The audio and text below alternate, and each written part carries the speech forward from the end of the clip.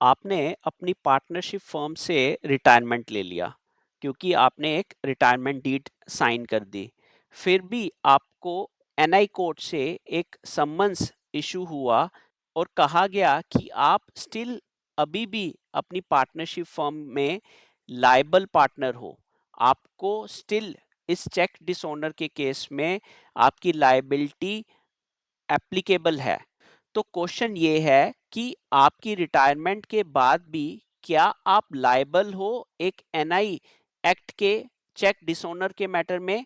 तो इसका answer honourable supreme court ने अपनी रीसेंट जजमेंट में ये कहकर बताया कि अगर एक रजिस्टर्ड पार्टनरशिप फर्म के पार्टनर ने appropriate requirements of informing to the registrar of the partnership firms, उसको नहीं बताया कि मैंने रिटायरमेंट ले ली है, या फिर उसने कोई नोटिस पब्लिक नोटिस नहीं इशू किया और वो पब्लिक नोटिस ऑफिशियल गैजेट में पब्लिकेशन नहीं हुआ, या फिर उसने जिस एरिया में पार्टनरशिप फॉर्म रजिस्टर्ड है उस एरिया के वर्नैकुलर न्यूज़पेपर, उस एरिया की लैंग्वेज का न्यूज़पेपर में एक नोटिफिकेशन नहीं पब्लिश किया, till then he has not complied with the section 72 of the Indian Partnership Act 1932।